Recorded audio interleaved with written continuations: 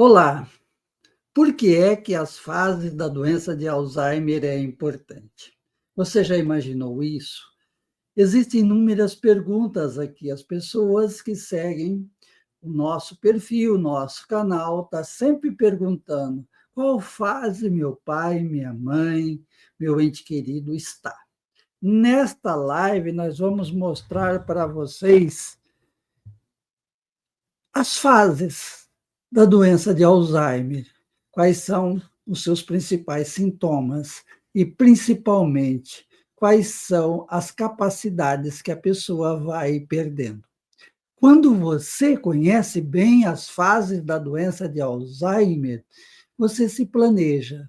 Com planejamento, a gente cuida melhor. E outra coisa, você não é assombrado pelo que está para vir. Você sempre está preparada ou preparado para cuidar melhor. Todo conhecimento ajuda nos cuidados, e esse é o nosso grande objetivo. Mas vamos mostrar para vocês as fases completas da doença de Alzheimer, pela classificação internacional, pela classificação que é aceita pelas maiores sociedades de estudos da doença no mundo. Existem outras classificações, mas nós adotamos essa por ser a mais usada e a que mais retrata a realidade. Vamos lá. Vamos à nossa apresentação, né? As três fases do Alzheimer e perda das capacidades funcionais. Nós sabemos que a doença de Alzheimer ela progride gradualmente, afetando funções cognitivas e motoras. Compreender as suas fases ajuda a adaptar os cuidados e enfrentar desafios com mais clareza. Então, isso é a grande importância. Quando você conhece bem a fase da doença de Alzheimer, você planeja, você cuida melhor e você não é surpreendido pelo que está por vir. Mas vamos lá, o segundo slide.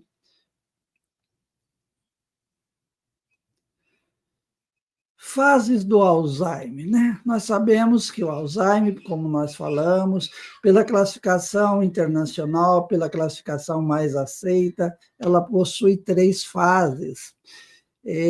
A fase inicial, ou leve, né? A fase 1 da doença de Alzheimer, ela é caracterizada pela perda de memória recente. A pessoa tem esquecimento frequente de objetos e compromissos. A pessoa pode perguntar repetidamente perguntas, né, sobre o mesmo assunto. Ela faz uma pergunta, daí a pouco ela vai e faz a mesma pergunta. Isso é o item 1, a perda de memória recente. O item 2, dificuldade em planejar. Tarefas complexas tornam-se desafiadoras. Pode haver confusão ao lidar com finanças ou organizar um evento. A pessoa começa a ter dificuldades para lidar com aquilo que ela sempre lidou. Ela sempre cuidou das suas tarefas, dos seus afazeres, e chega uma hora que ela começa a perder esta capacidade. E terceira é mudanças de comportamento sutis, é uma mudança leve no comportamento da pessoa. A gente nota mais, principalmente, alterações cognitivas, principalmente memória, raciocínio, né? E algumas habilidades que a pessoa tinha, ela começa a perder. Mas as mudanças de comportamentos, elas também começam a surgir de uma maneira bem leve, bem sutil, como ansiedade em situações novas.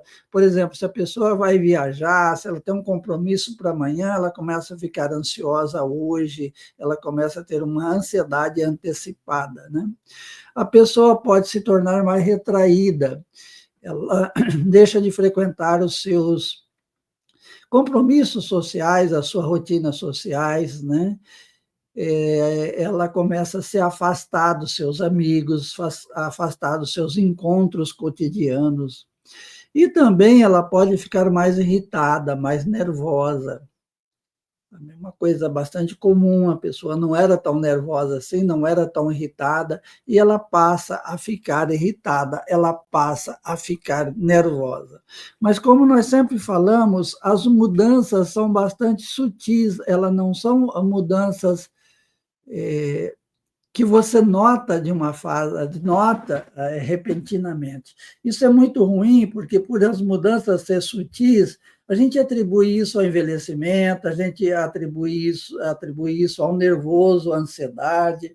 É bastante comum nessa fase inicial a pessoa ter também sintomas depressivos, e às vezes a gente confunde com depressão, porque a pessoa está mais apática, ela está mais desligada. Sabe? Então, muitas vezes, isso compromete bastante, né, até o diagnóstico da doença de Alzheimer. Mas vamos lá mais à frente um pouquinho. E na fase moderada? Né? O que acontece na fase moderada? Na fase moderada, a pessoa tem uma comunicação comprometida, aqui o item 1, né? A pessoa tem dificuldades para encontrar palavras, para formar uma frase coerente, conversas se tornam mais difíceis, a pessoa ela parece que ela está mais alheia à realidade, ela pode não estar tão centrada na sua vida, né? E muitas vezes essa comunicação comprometida leva a sintomas, como o item 2, que é a desorientação espaço-temporal. Perder-se em lugares familiares, é comum a pessoa ficar procurando dentro da sua própria casa, onde fica o meu quarto, onde fica o banheiro, né? Ela tem uma confusão de datas, ela já não lembra mais datas. Por exemplo, a pessoa era muito boa para manter o calendário de aniversário, ela sabia o aniversário de toda a família, chega uma hora que ela começa a ter as suas dificuldades, né? E outras dificuldades de orientação de espaço, tempo, dificuldade para reconhecer pessoas. Muitas vezes uma pessoa conhecida, ela não reconhece, e isso deixa o paciente ainda mais confuso. E o item 3 é mudanças de comportamentos significativos, né? A agressividade é muito comum, a agitação é muito comum, a apatia são comuns, as ações repetitivas podem surgir, a pessoa faz sempre a mesma coisa, tem uma mudança de humor muito grande, uma mudança frequente, pode surgir sintomas como alucinações, delírios, né? Pode surgir alterações comportamentais de agressividade, pode acontecer alterações que a pessoa passa a ter um certo comportamento difícil, como dificuldade de tomar banho, dificuldade de tomar água, dificuldade de tomar remédio, de fazer uma alimentação e usar corretamente os medicamentos. O paciente fica muito mais rebelde, né? Essa fase que surge, né, a síndrome do pôr do sol, a agitação no final da tarde, as noites sem dormir, o trocar o dia pela noite, isso são sintomas que ocorrem principalmente na fase moderada da doença. Dentro da sua capacidade funcional, a pessoa tem dificuldades para fazer as suas tarefas do cotidiano. Por exemplo, muitas vezes ela vai tomar um banho, ela toma um banho incompleto, né? Ela não consegue se servir na mesa, fazer o seu próprio prato. Muitas vezes ela coloca comida exagerada, às vezes coloca comida pouca, às vezes ela tem dificuldade até para escolher os seus alimentos na mesa, se servir, né? Então, é uma fase que o paciente ele precisa de ajuda, né? Mas os sintomas são esses. Nós poderíamos falar, né, que a fase intermediária ou a fase moderada da doença de Alzheimer é a fase mais trabalhosa, muito mais trabalhosa, né?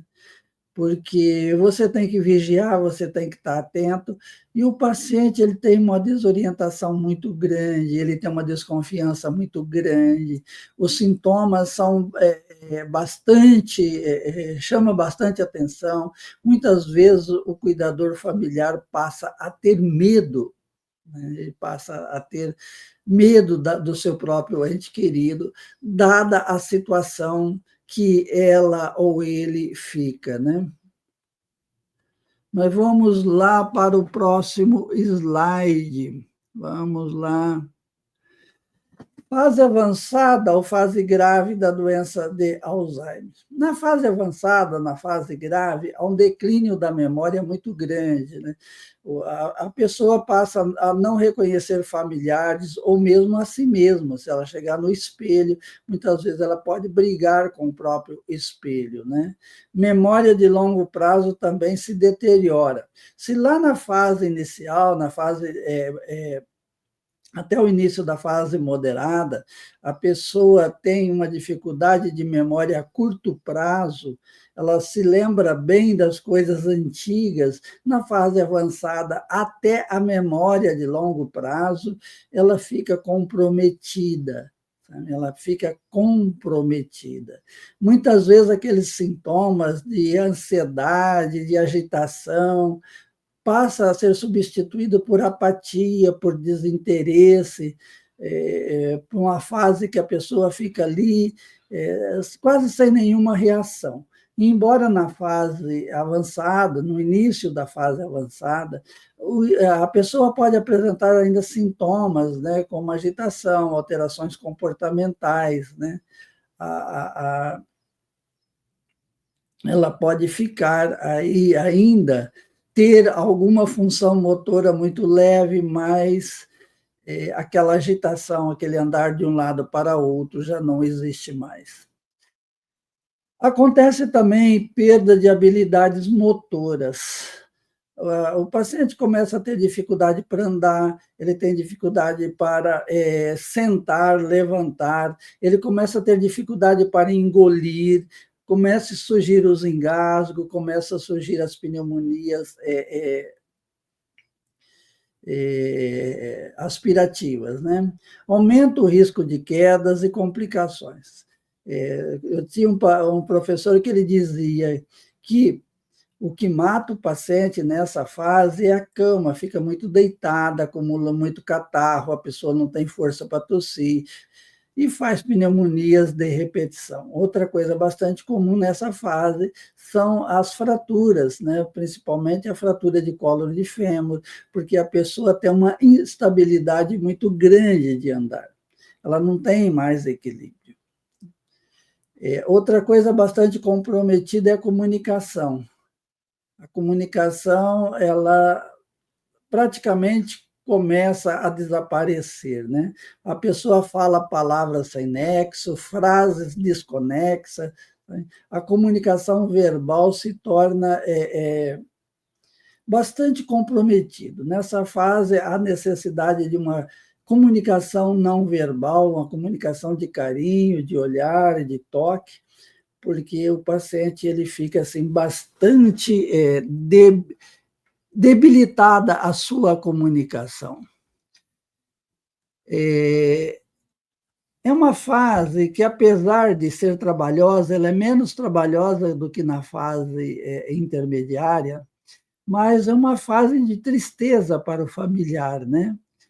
Porque o familiar ele começa a notar que o seu ente querido já não tem mais volta, que ele está numa situação, muitas vezes, que deixa a pessoa muito triste, né? Muitas vezes o cuidador familiar reclama que na fase intermediária ou moderada da doença, aqueles sintomas assustam. Agora, na fase moderada, há um incômodo muito grande para o familiar cuidador, que é a falta, né, o paciente não tem nenhuma iniciativa. Se você deixar ele na cama, ele fica naquela posição, muitas vezes, ele é incapaz de levantar, ele começa a usar sonda, ele começa a ter liberação de esfíncter, quer dizer, ele começa a urinar, começa a evacuar, sem ter nenhum controle sobre isso. Né? Mas vamos seguir em frente. Vamos seguir em frente. Cuidados na fase inicial. Quais são os cuidados que você deve ter? Organização, em primeiro lugar. Use agenda, lembretes visuais, estabeleça uma rotina clara para atividades diárias. Então, você tem que fazer isso, sabe? O paciente está esquecido, mas ele ainda tem uma certa liberdade, ele se move, ele acha que ele ainda tem alguma capacidade. Mas, como a memória está começando a evaporar, né? Então, você tem que estabelecer lembretes, agenda, colocar painéis, pequenos avisos na parede, hoje é dia de pagar a conta de luz, hoje é dia que você precisa ir no médico, hoje é dia da sua atividade física, sabe? Então, coloque esses avisos, esses lembretes, use uma agenda, né? O paciente ainda pode controlar uma agenda, e estabeleça uma rotina bem clara de atividades. Né? É interessante a rotina. A rotina ela é muito interessante porque o paciente vai se adaptando. Segunda-feira é dia de tal coisa, terça-feira é dia de fazer a sua caminhada, a sua atividade física. Todas as manhãs nós vamos para o segundo item, né, dessa adaptação nos cuidados na fase inicial, que são os estímulos cognitivos, que você tem que estimular a memória, estimular não somente a memória, mas estimular a atividade física, estimular atividades sociais, né, para que a mente e o corpo fiquem engajados. Nós não podemos deixar esse engajamento da mente e do corpo do paciente ao léu. Então, nós precisamos estimular cognitivamente, mas também precisamos estimular fisicamente, estimular socialmente. Esse estímulo na fase inicial representa o sucesso da evolução da doença. A doença vai evoluir? Vai, mas quando tem bons estímulos, nós conseguimos retardar muito a evolução da doença. Nós conseguimos manter a pessoa com mais autonomia, com mais independência. Então, esses estímulos são importantíssimos. Em terceiro lugar, são o suporte emocional. Ofereça apoio nas tarefas complexas, mantenha a dignidade e a independência sempre que possível. Nós falamos, desde o início, quando nós começamos a gravar vídeos, a orientar pessoas, e mesmo no meu consultório, mesmo no serviço público, há muitos anos atrás, eu digo que a fase inicial da doença de Alzheimer é a fase da liberdade vigiada. Você precisa dar liberdade para a pessoa, mas você também precisa vigiar o paciente. Você tem que estimular a liberdade, você tem que estimular a independência, mas você tem que vigiar, porque ele pode cometer um deslize, ele pode cometer um acidente, ele pode se envolver num acidente.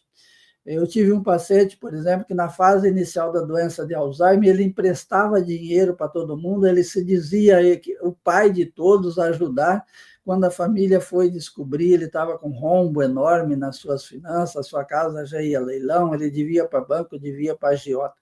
Então, você tem que vigiar, porque é uma época que a pessoa ainda tem uma certa autonomia, ela tem uma certa liberdade, mas ela pode fazer arte, ela pode fazer aquilo que compromete, né, a segurança, a integridade dela.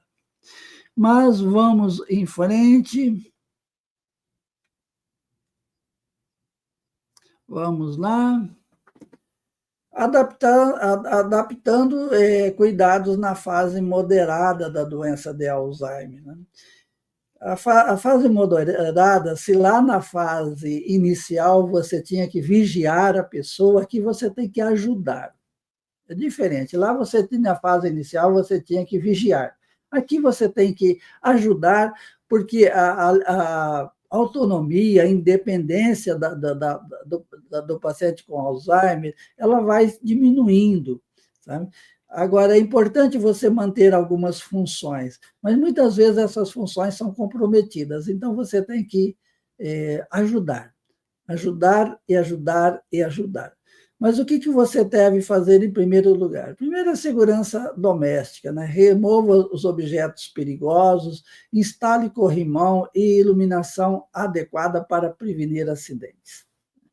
Então, o paciente ele já é um paciente mais titubeante, ele não tem aquela segurança mais. Então, o ambiente deve ser adaptado. O ambiente deve ser. Não é que você tenha, aliás, essa adaptação você tem que fazer com cuidado. Se você tirar um móvel, por exemplo, ele pode achar falta, né? Porque ele passou a vida toda com aquele móvel, com aquela peça naquele lugar. Mas você deve afastar, você deve fazer com que o ambiente fique mais seguro, tirar tapetes, tirar coisas do chão, coisas que possa tropeçar, colocar rampas nos degraus. Enfim, você precisa fazer uma adaptação na casa, tanto do ponto de vista de estrutura quanto de iluminação, para que o ambiente proteja a pessoa, né? 2, você tem que simplificar tarefas. Divida as atividades em passos simples. Por exemplo, você vai fazer uma atividade cognitiva, você vai fazer uma estimulação. Sempre comece pela atividade mais fácil. Depois vai para a moderada e deixa a mais difícil para o final. Então, você tem que dividir as tarefas, sempre fazendo primeiro as tarefas mais fáceis, a intermediária é a tarefa mais moderada e, por fim, você deixa a tarefa mais complicada para o final. Tá? Você tem que usar instruções claras, simples e objetivo, nada de discurso muito longo. Você tem que ser sintético, você tem que ser objetivo. Né? Gestão comportamental. Mantenha calma diante das mudanças de humor. Crie um ambiente tranquilo, mais tranquilo, né? E dentro do possível. É uma fase que o bater de frente com o paciente vai só criar confusão, não vai ajudar em nada. Tá? Então, você tem que evitar bater de frente, você tem que auxiliar, mas estimular que o paciente faça aquilo que ele possa fazer. Então, se você quer entender as fases, você tem que entender quais são os sintomas, quais são as perdas de habilidade e o que você deve fazer dentro daquela fase. Né? Então, você sabe que nessa fase você tem que ajudar. Você tem que ajudar, mas você tem que também, por exemplo, você tem que ajudar no banho, mas você tem que incentivar que ele se esfregue o sabonete, que ele se esfregue uma bucha, sabe? Você sempre tem que estimular. É uma fase difícil, porque também começa a ter dificuldades quanto à alimentação, quanto a beber água, a hidratação fica bastante comprometida, o paciente não tem sede, ele não gosta de beber água. Isso é uma coisa que você tem que desenvolver as suas habilidades para trabalhar com isso. É a fase também que aparece alucinações, que aparecem delírios, você tem que aprender a lidar com alucinações, você tem que aprender a lidar com delírios. É a fase da síndrome do pôr do sol. Também você tem que aprender a lidar com a fase a fase da síndrome do pôr do sol. É a fase que a pessoa também ela tem dificuldades à noite, muitas vezes ela tem inversão do sono, ela não dorme à noite, mas dorme de dia, aí você também não dorme à noite, você tem que trabalhar de dia, ao contrário dela, porque ela pode passar o dia sem trabalhar, né? E você não, você tem que trabalhar. Então, são fases que você tem que tomar conhecimento para enfrentar estas dificuldades, sabe?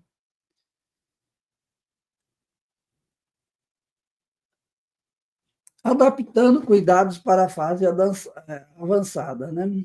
Cuidados intensivos. Priorize conforto e bem-estar. Considere suporte profissional ou cuidados paliativos. É a fase que você tem que dar conforto. É a fase que você tem que dar dignidade, é a fase que você precisa priorizar o conforto e o bem-estar da pessoa. O tratamento nem sempre vai resolver, né? Então, é muito importante esse conhecimento. Eu acho assim, é uma fase que nada de tentativas heróicas. É muito comum o paciente estar na fase avançada do Alzheimer, por exemplo, e aparecer um câncer, né? Aí, aquela situação, opera, não opera, vai fazer químio, vai fazer quimioterapia, vai fazer radioterapia, o tratamento é muito agressivo, quase nem sempre vale a pena, porque a agressividade do tratamento é maior do que maior, né, do que deixar como está e fazer o tratamento paliativo, não só do Alzheimer, por exemplo, também de um câncer que está aparecendo. Por quê? É uma fase final da doença, é uma fase de declínio, das funções motoras, principalmente, né? A pessoa já não vai andar, ela não vai evacuar, ela vai precisar de uma sonda, ela vai precisar desses cuidados intensivos que nós chamamos, né? Se lá na fase inicial você tinha que vigiar, na fase intermediária ou moderada da doença, você tem que ajudar. Aqui na fase avançada, você tem que fazer de tudo por ela. O 2, nutrição e hidratação. Você tem que adaptar a textura dos alimentos, principalmente alimentos pastosos, né? Evitar que a pessoa engasgue. A fono é muito importante nessa época, a fisioterapia. Todo paciente na fase avançada da doença precisa de fono, de físio e de nutricionista. Esses 3 profissionais não podem faltar. Físio, fono, nutricionista, e também uma orientação de enfermagem, né, até para você aprender a mobilizar o paciente no leito. O paciente, nessa fase que ele está acamado, ele não pode ficar mais do que 2 horas na mesma posição. Então, você tem que fazer todas essas adaptações e estar ciente que é uma fase de cuidados paliativos, é uma fase que nada de tratamento que agrida o paciente, né? Você tem que dar conforto, conforto como um alívio da dor, conforto respiratório, não deixar a pessoa com falta de ar, dar conforto posicional, né? Ele tem que ter uma posição confortável na cama, porque posição desconfortável dói, ele não sabe comunicar que dói, muitas vezes a pessoa geme, então você tem que dar um bom conforto, uma cama de preferência hospitalar, e oferecer conforto, né? Uma boa higiene, saber ler, né? Quando o paciente está com dor, a gente tem que fazer uma leitura da face da pessoa. E, por fim, a comunicação não verbal. Observe expressões faciais, corporais. Toque gentil pode transmitir conforto e segurança. Sempre. Tocar, o carinho, tudo isso ajuda muito a pessoa, né? Olhar para a pessoa, sorrir para a pessoa, mesmo que se acha que ela não está interagindo com essas expressões suas, mas faça, porque a gente passa uma energia muito boa quando a gente toca com carinho, quando a gente sorri com carinho, quando a gente transmite esse amor, e amor é a energia mais poderosa do mundo. Reflexões finais sobre os cuidados de Alzheimer. Em primeiro lugar, é o planejamento adaptativo, né? Você tem que ajustar os cuidados conforme a progressão da doença. Seja flexível e paciente com as mudanças. As mudanças vão ocorrer, você precisa de adaptar-se a cada fase da doença, você tem que adaptar, porque a atenção, o cuidado não é mesmo, nós vamos insistindo que na fase inicial você tem que vigiar e você tem que estimular, na fase intermediária você tem que ajudar, mas também tem que estimular pequenas atividades, e na fase avançada você é os olhos, você é a mão do seu ente querido que você cuida, né? Então, você tem que ser flexível a essas mudanças, até adaptar a casa. Por exemplo, numa fase avançada da doença de Alzheimer, você vai precisar um quarto de portas mais largas, um banheiro de portas mais largas, né? Você vai ter que tentar adaptar a sua casa. Então, não adianta você esperar acontecer para fazer estas adaptações. Depois vem a conexão emocional. Valorize momentos de lucidez, mantendo a dignidade e o respeito em todas as fases. O ser humano com Alzheimer, ele é o mesmo seu Joaquim, o seu José, a dona Maria, a dona Ambrosina, enfim, não importa. A gente sempre tem que manter a identidade do paciente, a gente tem que ter respeito, aquilo é um ser humano, né? Aquilo não é uma criança. Não, é um ser humano que ele é dependente, que depende dos seus cuidados, né? Mas nós temos que manter a dignidade, o respeito para a pessoa em todas as fases da doença de Alzheimer. Não é? Aí, dessa semana passada, eu atendi uma senhora que ela veio chorando. Eu perguntei por que a senhora está chorando. Meu marido me chamou de puta. Sabe? Eu falei, não, ele te chamou de puta porque ele perdeu toda a sua condição de julgar, ele não tem mais a capacidade de julgar. Se ele tivesse capacidade de julgar, consciência plena, ele não te chamaria. Perguntei, ele já te chamou em outras épocas da vida? Não, sempre ele foi carinhoso. Agora ele está com ciúme de mim e está me chamando de puta. Então eu falei para ela, isso faz parte da doença, isso é um sintoma da doença, né? Autocuidado do cuidador, né? Você sempre tem que buscar apoio emocional e prático. Cuidar de si é essencial para cuidar do outro. Se você não cuidar de si, você não vai cuidar bem do seu ente querido também. Para você cuidar bem de uma doença tão desgastante, tão desafiadora, você precisa estar bem. Então, você tem que procurar cuidar de si para poder cuidar melhor do seu ente querido. E você tem que procurar apoio profissional sempre, busque não hesitar em buscar ajuda especializada, médico, fisioterapeuta, fonoaudiólogo, nutricionistas, enfermeiros, odontólogos, enfim, você precisa de assistente social para te ajudar na documentação, enfim, você precisa de ajuda de inúmeros profissionais, porque esses profissionais, eles vão lhe ajudar e ajudar o paciente a ter uma vida mais digna, uma vida mais tranquila, uma vida mais dentro da normalidade.